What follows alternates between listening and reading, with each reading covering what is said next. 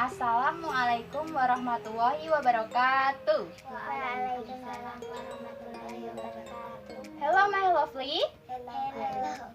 How are you today?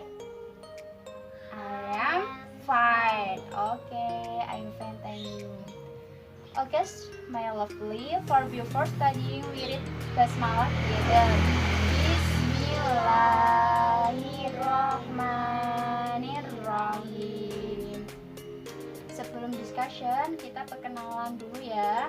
Nama saya Miss Nurfiana. Namamu? Namamu? Namamu? Aulia. Today we are discussion our storytelling. Apa itu storytelling? Tahu nggak? Storytelling itu bercerita. Bercerita adalah kegiatan yang dilakukan seseorang untuk menyampaikan pesan atau informasi yang dilakukan secara lisan. Terus fungsi bercerita ini adalah menanamkan nilai-nilai pendidikan. Yang kedua, mengembangkan imajinasi anak. Jadi nanti adik-adik diminta untuk berimajinasi setiap tokoh yang diceritakan oleh ibu guru. Yang ketiga, membangkitkan rasa ingin tahu. Jadi isi cerita ini adik-adik harus paham dan mengerti apa isi cerita itu. Terus ciri-ciri bercerita itu menyampaikannya harus secara lisan. Kayak kamu sama Ayu bercerita tentang mengambil jambu di rumah Lita, nanti kan secara lisan nggak tertulis. Yang kedua, dapat menggunakan alat yang menarik, seperti Mbak Ula kan ini menggunakan gambar-gambar biar berceritanya lebih menarik. Yang ketiga, ceritanya itu harus ringkas dan mudah dipahami oleh adik-adik. Terus selanjutnya, jenis-jenis media yang digunakan dalam bercerita itu ada 4. Yang satu, bercerita tanpa alat peraga. Itu seperti bercerita tapi hanya menggunakan mimik.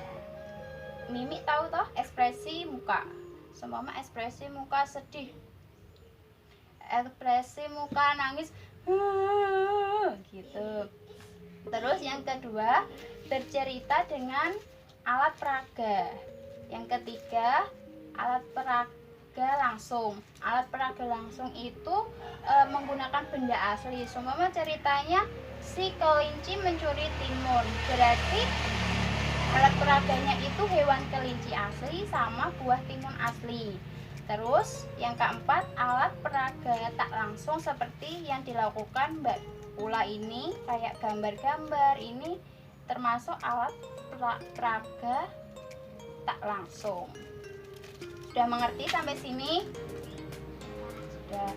Oke, sekarang Mbak Ula akan bercerita, dipahami. Nanti Mbak Ula akan tanya pesan moralnya dari cerita yang disampaikan Mbak Ula ya. Oke. Tahu nggak cerita si kancil sama si siput? Pernah dengar? Belum.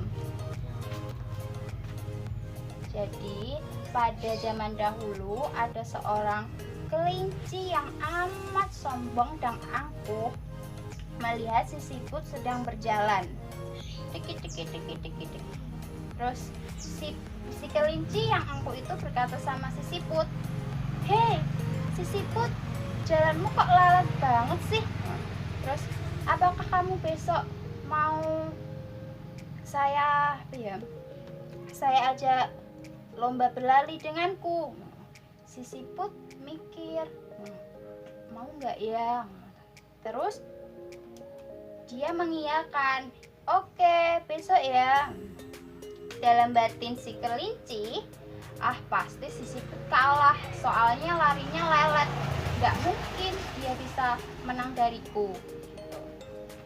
Pada keesokan harinya, Siput dan kawan-kawannya mempunyai rencana. Rencananya itu adalah di setiap perjalanan perlombaan lari itu, si siput lainnya ini bersembunyi di semak-semak. Jadi nanti kalau siput ini satu di sini, siput dua di sini, siput tiga terus dan terus. Nanti kan lombanya mulai dari sini loh. Jadi seketika si kancil berjalan, siputnya itu nggak berlari, tapi si siput bersembunyi di semak-semak. Paham? Terus keesok harinya si siput dan si kelinci berkumpul di tempat perlombaan. Juri menanyakan, apakah semuanya sudah siap? Si siput sama si kelinci menjawab, sudah. Kita mulai perlombaan, dimulai perlombaan. Si kelinci udah yakin nih, pasti menang nih. Soalnya si siput lalat. Dia udah lari duluan. Sampainya di pohon, di bawah pohon dia beristirahat dan memanggil, "Put, siput, kamu di mana?" "Aku di sini."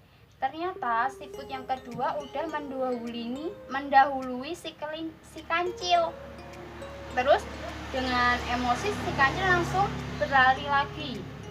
Tik. Terus istirahat lagi. Ternyata tidak diketahui si siput udah sampai finish. Si kancil curiga dong, kok si kancil cepat amat udah sampai finish, padahal kan larinya kan itu lelet. Terus si kancil curiga kalau semua permainannya itu curang. Terus si kancil bilang sama si siput, "Hei kancil, kamu curang ya? Kamu menaruh teman-temanmu di semak-semak agar kamu menang sampai ujung." Begitulah si kancil. Terus si siput itu jujur sama si kancil, "Iya Cil, aku curang. Soalnya aku nggak mungkin bisa menang darimu. Makanya aku meminta teman-temanku untuk bersembunyi di semak-semak lalu mengikutimu." Terus si siput ini meminta maaf sama si kancil dan saling memaafkan. Pada akhirnya si siput dan si kancil berteman kembali. Selesai deh ceritanya. Apa pesan moral yang bisa didapat dari cerita ini?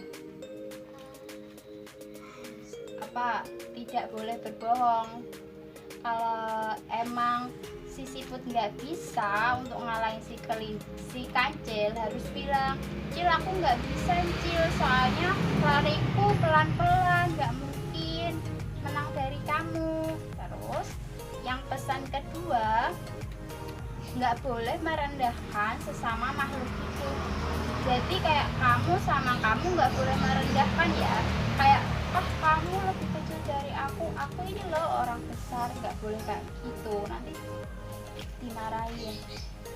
Terus udah paham toh?